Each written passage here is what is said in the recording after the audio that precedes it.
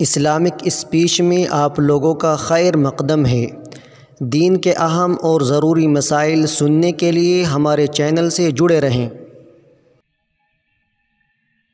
اخلاص اور محبت کے ساتھ سب حضرات بلند آواز سے درود پاک اللہم صلی علی محمد وعلی آل محمد کما صلیت علی ابراہیم وعلی آل ابراہیم انک حمید مجید اللہم بارک علی محمد وعلی آل محمد کما بارکت علی ابراہیم وعلی آل ابراہیم انک حمید مجید۔ محمد کی غلامی ہے سند آزاد ہونے کی، خدا کے دامن توحید میں آباد ہونے کی، محمد کی محبت دین حق کی شرط اول ہے، اسی میں ہو اگر خامی تو سب کچھ نامکمل ہے۔ قرآن کریم کی یہ آیات جو اس وقت تلاوت کی گئی، خداوند کریم نے ان آیات میں ایک ایسے گروہ کا ذکر فرمایا، ایک ایسے طبقے کی پہچان بتلائی، ایک ایسی جماعت کی شناخت بتلائی جن کو ہم سب کی زبان میں اولیاء اکرام رحمہم اللہ علیہ مجمعین کہتے ہیں۔ ولی کے لفظی معنی دوست کے ہیں، وارث کے ہیں۔ ولی اللہ کے معنی اللہ کا دوست، اللہ کے دین کا وارث۔ بنگلے، کوٹھی، جائیداد، مربع، اقتدار، جاہ و حشم پیدا کرنے سے ولی نہیں بنا کرتا، بلکہ ولی تو اللہ اور اس کے رسول صلی اللہ علیہ وسلم کی غلامی سے بنتا ہے۔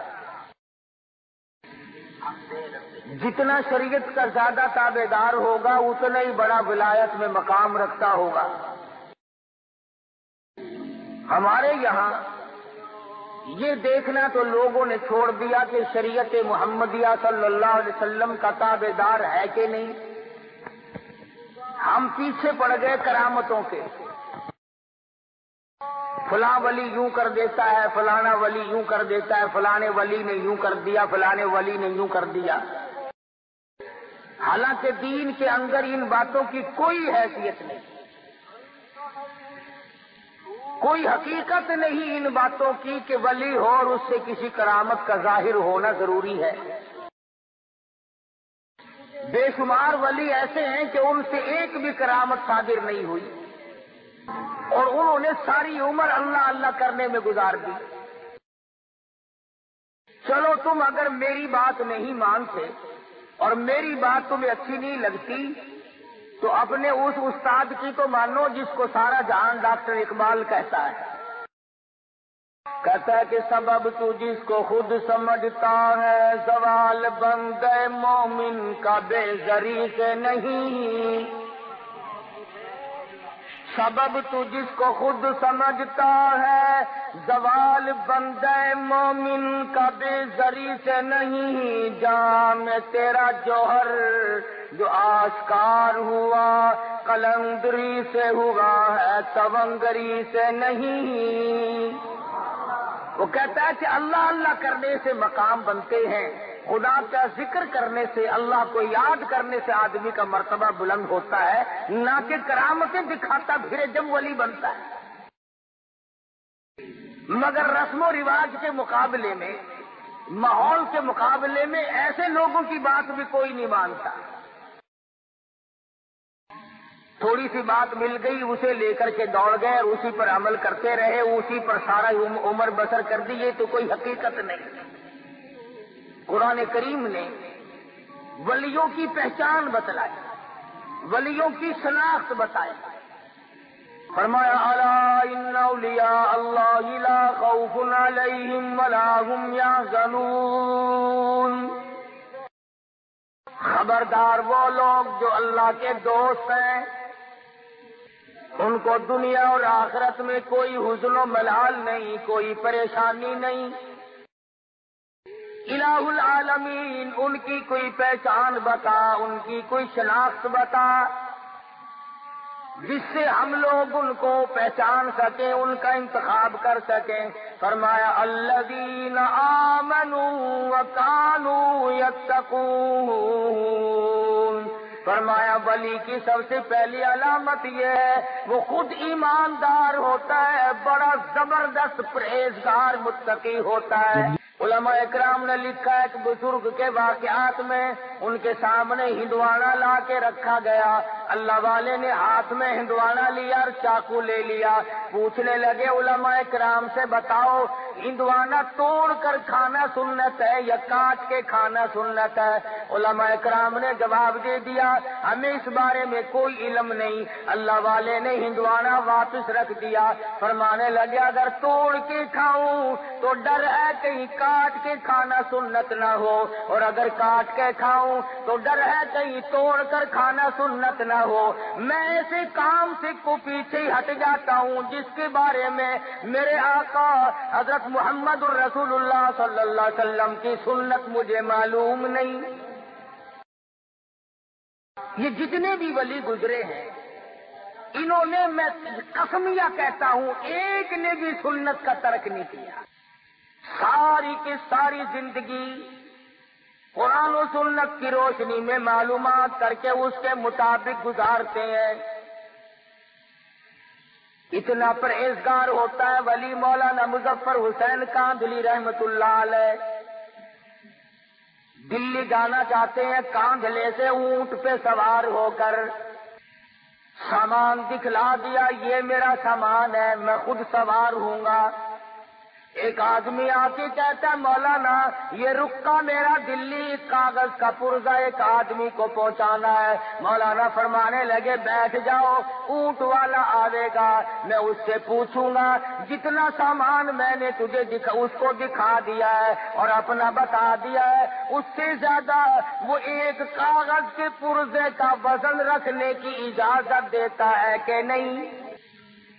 اگر میں نے اس کی اجازت کے بغیر اپنی جیب میں ایک رکا کاغذ کا رکھ لیا تو بے ایمانی ہوگی۔ اس کی اجازت کے بغیر ایک کاغذ کا رکا رکھنا بھی جائز نہیں، اس لیے کہ سامان اس کو دکھا چکا ہوں۔ مولانا مظفر حسین کاندھلی رحمت اللہ علیہ دلی سے واپس ہونے لگے۔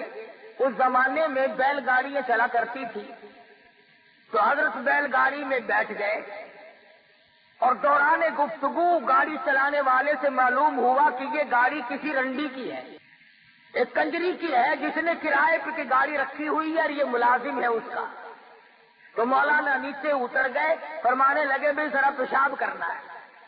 اس کے بعد پیدل چل دیے کہ ذرا پاؤں کھولتا ہوں۔ 10 کوس کا سفر ہو گیا، وہ کہتا رہا مولانا بیٹھ جاؤ، انہوں نے کہا نہیں ساتھ ساتھ چلوں گا یوں ہی۔ جب 10 کوس کا سفر ہو گیا تو وہ گاڑی والا کہنے لگا مولانا میں سمجھ گیا ہوں، جب سے میں نے بتایا ہے کہ یہ ایک رنڈی کی گاڑی ہے اس وقت سے آپ اس میں سوار نہیں ہوئے، میرا خیال ہے کہ آپ اس میں سوار ہوں گے ہی نہیں۔ مولانا نے فرمایا ہاں بات تو یہی ہے۔ کہا حضرت مجھے واپس کیوں نہیں کر دیا؟ فرمایا بیٹھا اس لیے نہیں کہ گاڑی کنجری کی ہے اور تجھے واپس اس لیے نہیں کیا کہ معاملے کے خلاف ہو جائے گا۔ کس قدر تقویٰ ہوگا ان لوگوں کے پاس جو اپنی زندگی کے ایک ایک لمحے میں اللہ اور اس کے رسول کی شریعت مقدسہ کا لحاظ کرتے تھے۔ امام ابو حنیفہ رحمت اللہ علیہ بہت بڑے جلیل القدر بزرگ ہیں، اللہ والے ہیں، امام ہیں، 53 حج اپنی عمر میں ادا فرمائے، اور کئی حج ایسے ہیں گھر سے لے کر بیت اللہ تک پیدل گئے پیدل آئے۔ مگر تقوی کا یہ عالم ہے، بغداد شہر میں سخت دھوپ پڑ رہی ہے، ایک مکان ہے بہت بڑا، اس کی چھاؤں میں جانور بیٹھے ہیں، آدمی دھوپ میں آرام کر رہے ہیں اور حضرت والا دھوپ میں کھڑے ہیں۔ کوئی واقف آدمی آیا، کہنے لگا حضرت جی پسینے میں سرابور ہو، کپڑے بھیگ گئے، یہ بلا کی دھوپ پڑ رہی ہے، دوپہر کا وقت ہے، آپ یہاں سائے میں کھڑے ہو جائیں، آپ دھوپ میں کیوں کھڑے ہیں؟ سبحان اللہ فرمانے لگے جس کے مکان کا یہ سایہ ہے، جس کے مکان کی یہ چھاؤں ہے، میں نے اس مکان والے سے قرض لینا ہے، ڈرتا ہوں اس کی کسی چیز سے فائدہ اٹھایا سود نہ ہو جائے۔ امام احمد بن حنبل رحمۃ اللہ علیہ بہت بڑے جلیل القدر ولی ہیں۔ خادم کو ایک اور بات میری یاد رکھنا، نفل پڑھنے سے بھی ولی نہیں بنتا، معاملات کے اندر ثابت قدمی ہو تب ولی بنتا ہے۔ میں اگر ساری رات نفل پڑھوں اور صبح اٹھ کر کے 100 روپے کسی سے ٹھگی کے مار لوں، میرے نفلوں کا کیا بنا؟ میں رات دن قرآن کریم کی تلاوت کروں اور صبح اٹھ کر کسی کا حق غصب کر لوں تو میری تلاوت کا کیا بنا؟ اصل بات معاملے کی ہے۔ امام احمد بن حنبل رحمۃ اللہ علیہ جیسا جلیل القدر آدمی جس نے اللہ کی قرآن کے لیے 2 سال تک مسلسل درے کھائے، خادم کو بھیجا کہ بازار سے دال لے آ۔ وہ 1 پیسے کی ذرا سی دال لایا کرتا تھا۔ اس دن ایسا موقع بنا کہ جب لینے کے لیے کٹورا لے کر خادم دال لینے بازار میں آیا تو کئی دال بیچنے والے بیٹھے تھے۔ ایک نے کہا پیسے کا 1 چمچہ، دوسرے نے کہا پیسے کے 2 چمچے، تیسرے نے کہا پیسے کے 3 چمچے، چڑھتے چڑھتے 5 چمچوں پہ چلے گئے تو وہ کٹورا بھر کے لایا 1 پیسے کا۔ میرے جیسا ہوتا تو بسم اللہ پڑھ کے غصے لگاتا کہ اچھا اور زیادہ مل گئی۔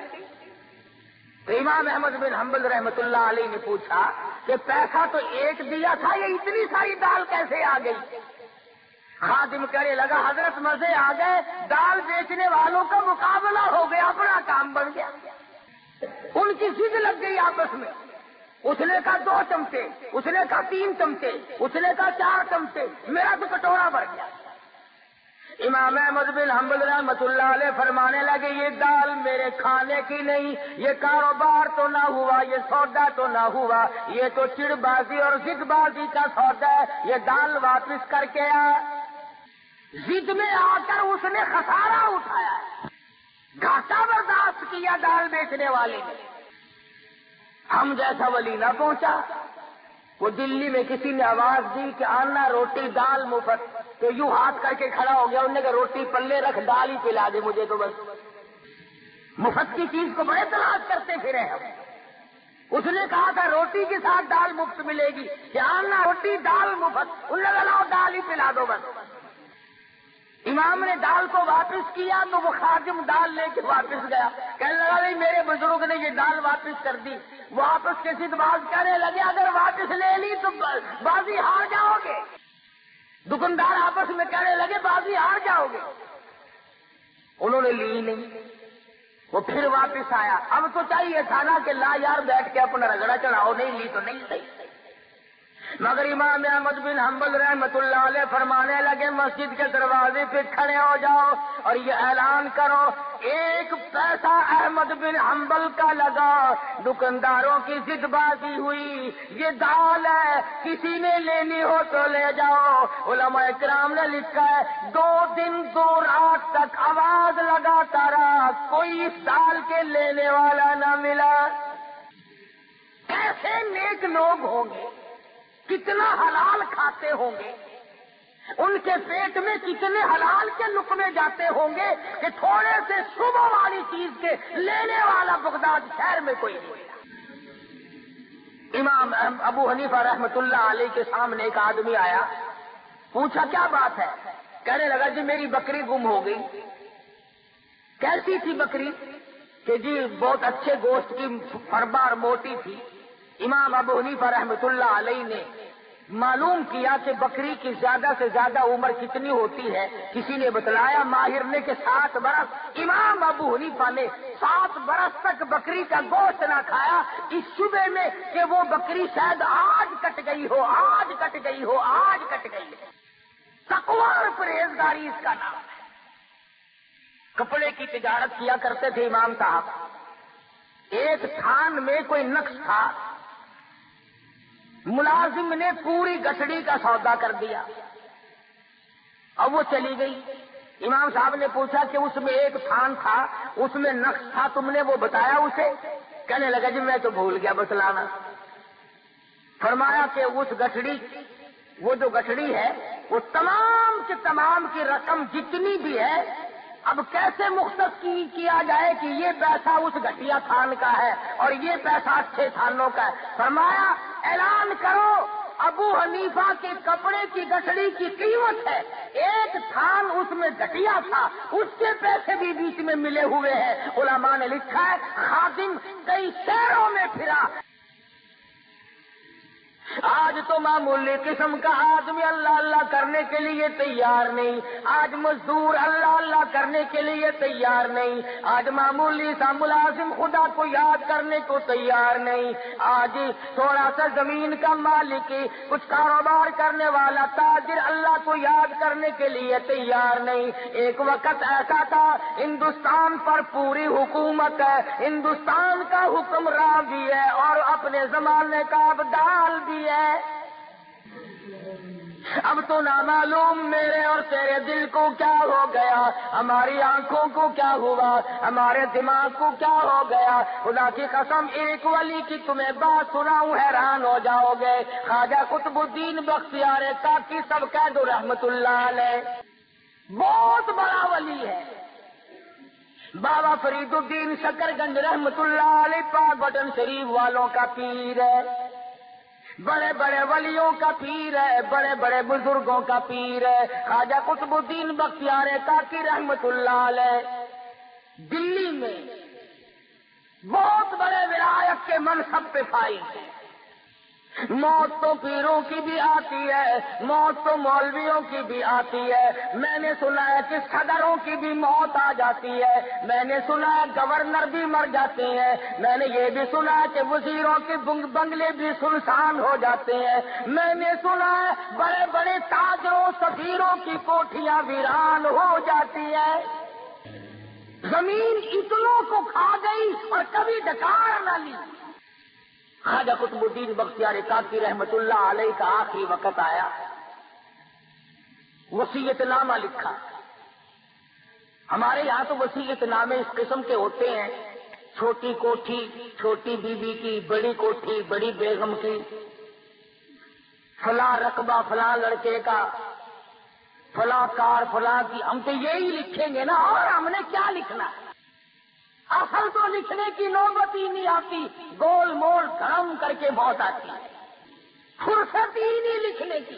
اور لکھے گا تو وہ جس کو موت کا یقین ہو، جس کا یہ خیال ہو کہ میری موت آئے گی۔ اللہ پاک فرماتے ہیں اور تم تو کیا ہو، تم سے بڑے بڑے آئے اور جب میں نے ان کو جھٹکا دیا کیوں نہ کر سکے۔ یہ چونکہ ولی تھے، وصیت نامہ لکھ دیا، میرا جنازہ، وہ جنازہ پڑھانے کی شرطیں لکھ ماری۔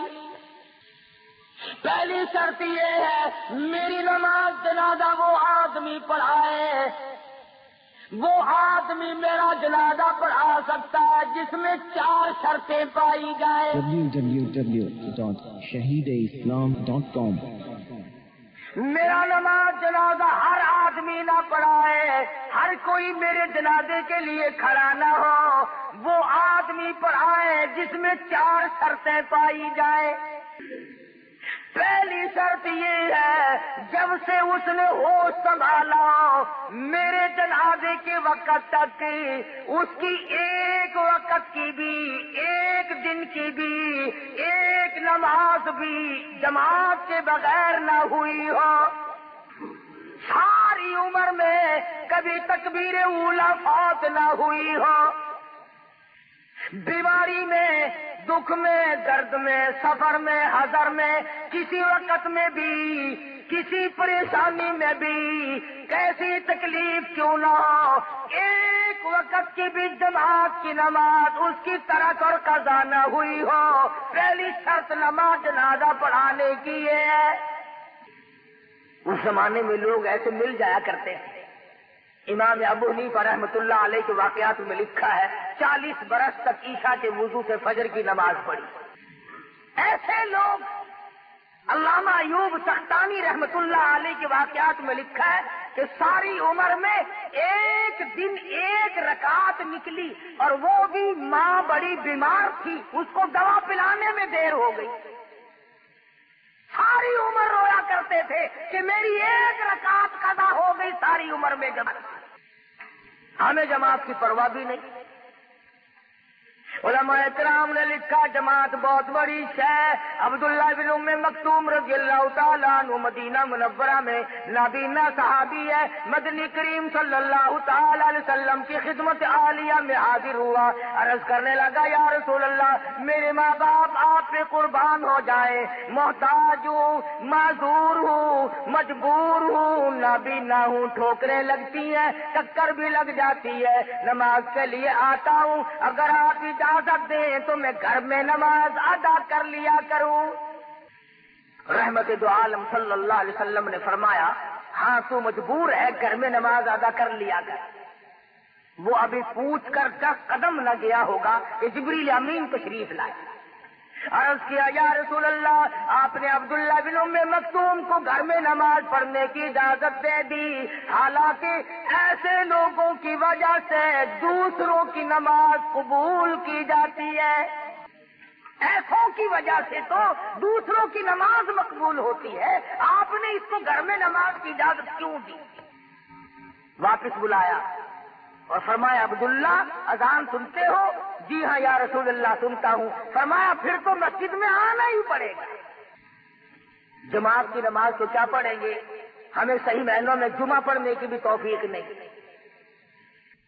تو خواجہ قطب الدین بختیار کاکی رحمت اللہ علیہ نے پہلی شرط لکھ دی، میری نماز جنازہ وہ آدمی پڑھائے جس کی تمام عمر میں کبھی بھی کسی حال میں بھی اس کی ایک وقت کی بھی جماعت کی نماز قضا نہ ہوئی ہو۔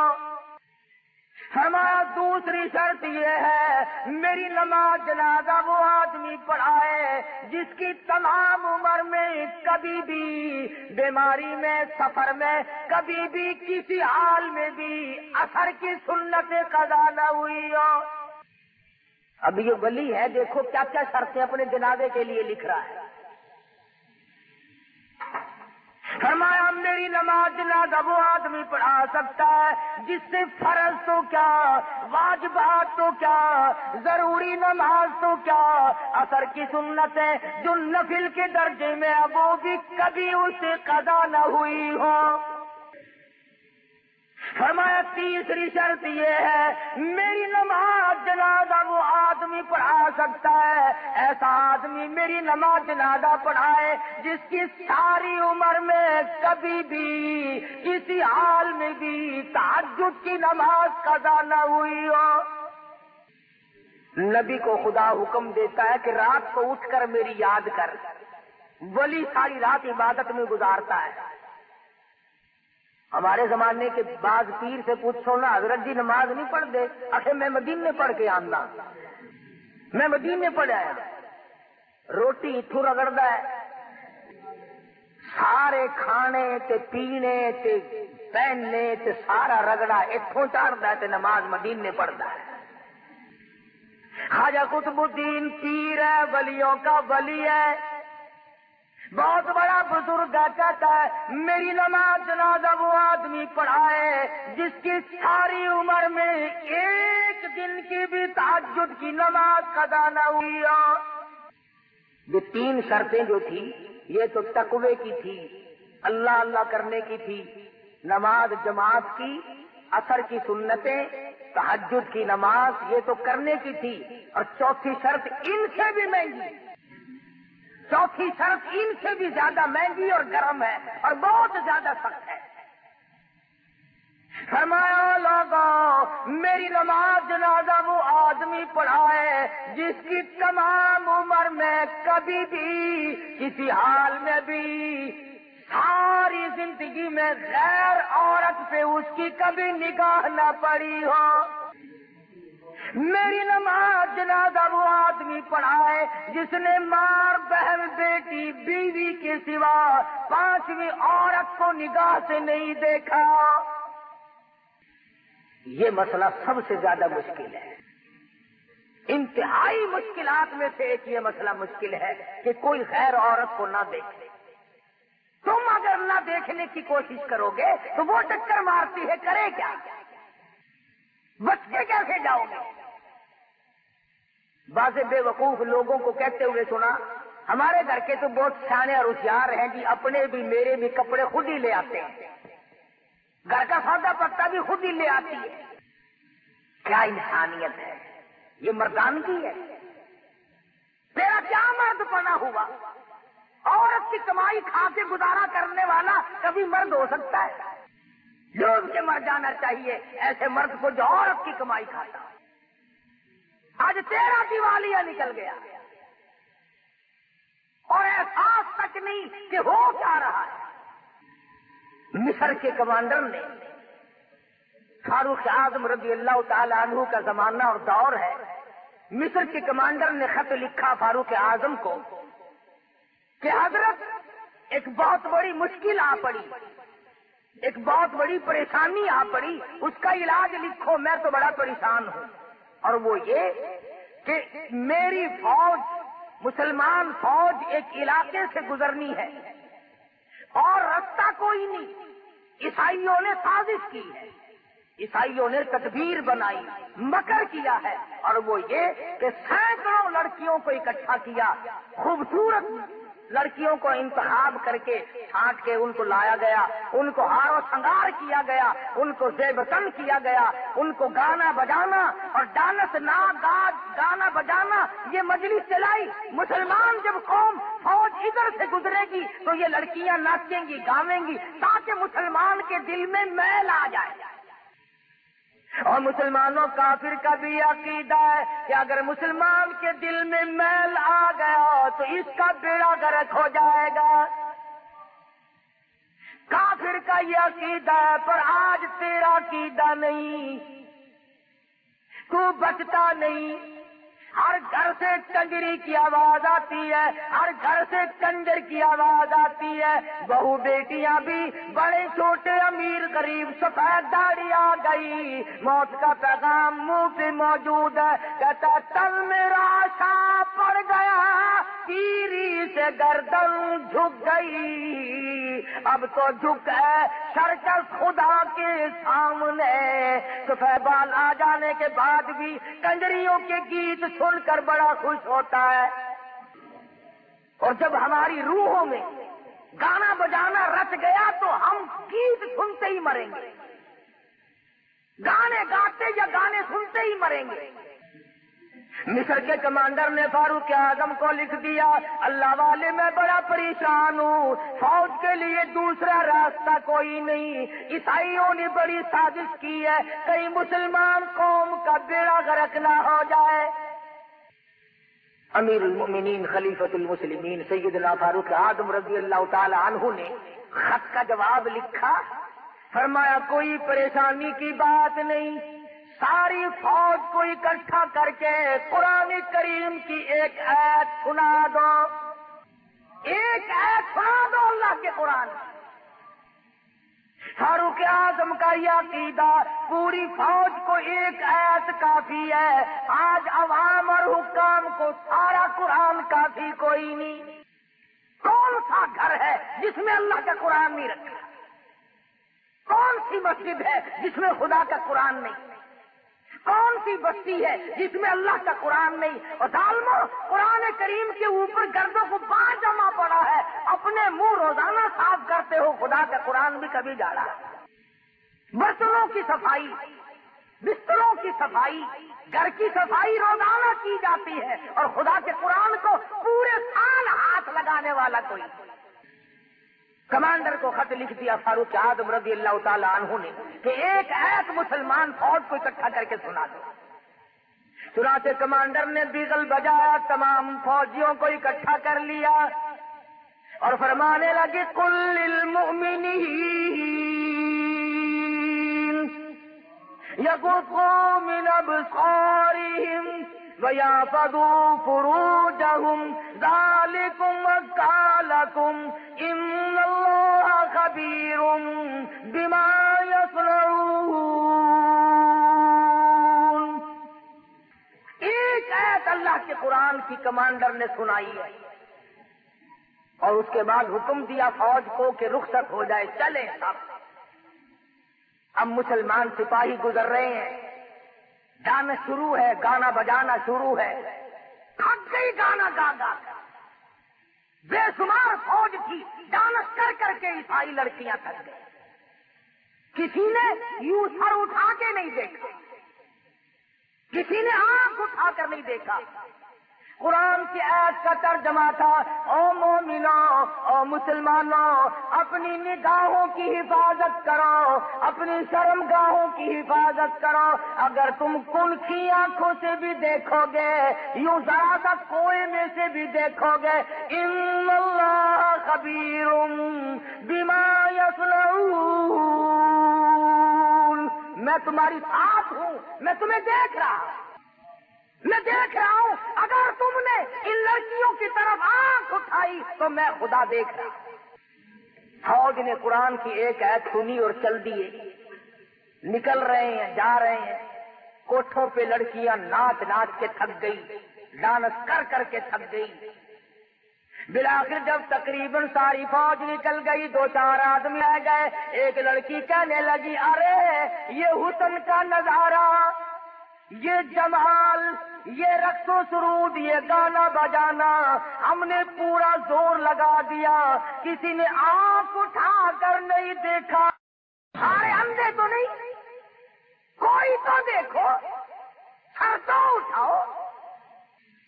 لڑکیوں کی یہ بات سن کر ایک مسلمان سپاہی چلتا چلتا یوں نظریں کر رکھی ہیں، چلتا چلتا کہنے لگا، کیسے کوئی دیکھے گا، سارے کے سارے اللہ کا قرآن سن کے آئے ہیں، سارے اللہ کا قرآن سن کے آئے ہیں، کوئی نہیں دیکھے گا۔ اللہ غنی، عیسائی لڑکیاں کہنے لگی، وہ کیسا قرآن ہے جو اتنے بڑے جمال کے نظارے سے روک دے، اتنے حسن سے روک دے، گانے بجانے سے روک دے، یہ طرح طرح کے ڈانس ہم نے کیے، ان کو دیکھنے سے روک دے۔ وہ کیسا کلام ہے جس میں اتنی قوت ہے، اتنی اسپرٹ ہے، اتنی شجاعت ہے، اتنی جرأت ہے۔ اور جانے والوں، وہ قرآن ہمیں بھی سنا جاؤ، وہ خدا کا قرآن ہمیں بھی سناتے جاؤ۔ ایک مسلمان سپاہی نیچے نظریں کی ہوئی ہے، چلتا بھی جاتا ہے اور کہتا، قل للمؤمنین یغضوا من ابصارهم ویحفظوا فروجهم ذلکم ازکی لکم ان اللہ خبیر بما یصنعون۔ ادھر مسلمان سپاہی قرآن پڑھتا جاتا ہے، ادھر پرندوں کی طرح لڑکیوں نے چھلانگ لگا کر کے نیچے آنا شروع کر دیا۔ اور قرآن پڑھنے والوں، نہ چھوڑ کے جاؤ، ہمیں بھی ساتھ لے جاؤ۔ علماء نے لکھا ہے، ایک آیت سن کر کئی 100 عیسائی لڑکی مسلمان بنے، اور ہم مسلمان ڈوب کے مر جائیں، سارا قرآن سن کر کے بھی آج تک مسلمان نہ بنے، آج تک مسلمان نہ بنے۔ تو خواجہ قطب الدین بختیار کاکی رحمت اللہ علیہ نے چوتھی شرط لکھ ماری، فرمایا، میری نماز جنازہ وہ آدمی پڑھائے جس کی ساری عمر میں کبھی بھی کسی حال میں بھی غیر عورت پہ اس کی نظر نہ پڑی ہو۔ دلی میں خواجہ قطب الدین بختیار کاکی رحمت اللہ علیہ کا انتقال ہو گیا۔ میرٹھ، غازی آباد، مراد آباد، پانی پت، سہارنپور، پوری دنیا میں لوگوں نے شور مچایا، اتنی مخلوق آئی۔ علماء کرام نے لکھا ہے کہ کئی لاکھ آدمی جنازہ پڑھنے آیا، جنازہ رکھا ہوا ہے۔ تھوڑی تھوڑی سی دیر کے بعد وصیت نامہ پڑھ کے سنا دیا جاتا ہے کہ بھی خواجہ صاحب نے یہ لکھا ہے، دیکھ لو، جس میں یہ 4 شرطیں پائی جاتی ہو وہ آگے آؤ اور جنازہ پڑھاؤ۔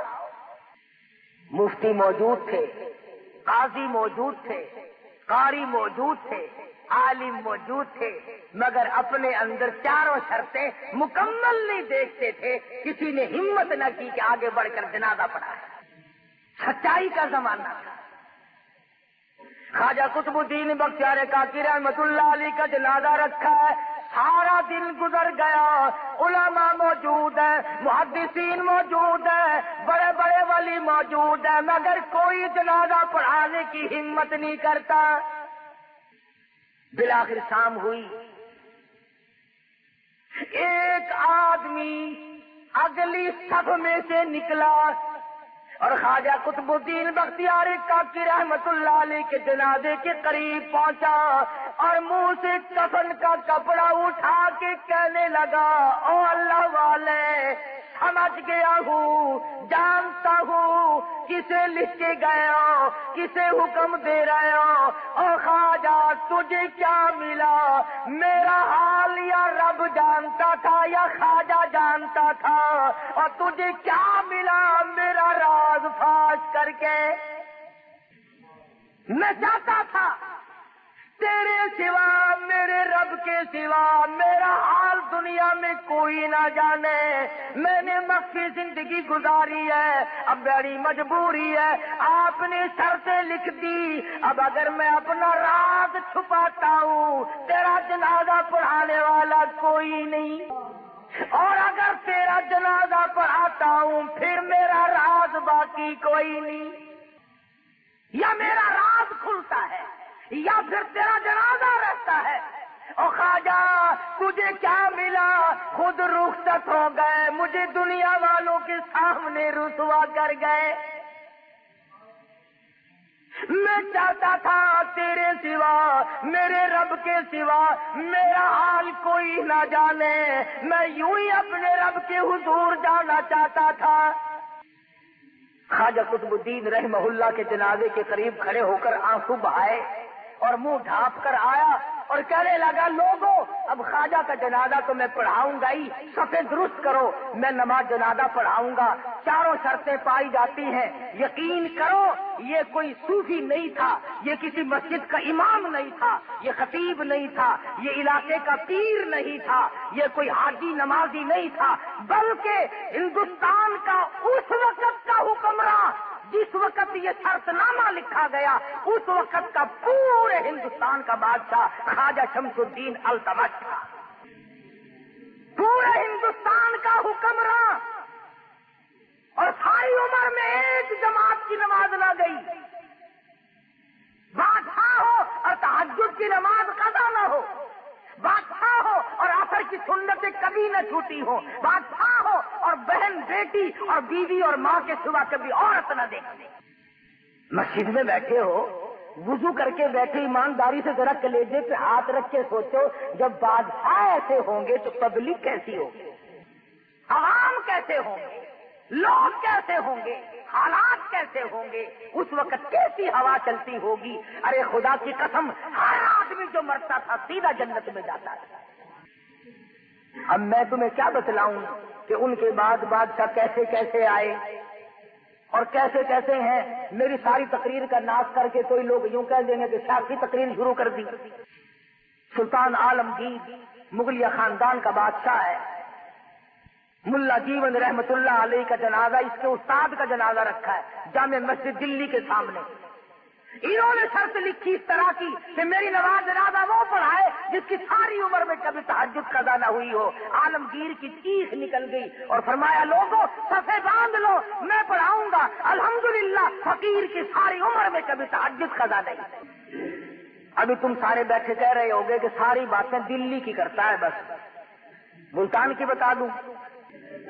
ہاں تم سارے ولی، میں تو تم سب کو ولی مانتا ہوں. حافظ جمال صاحب کا مزار ملتان میں ہے.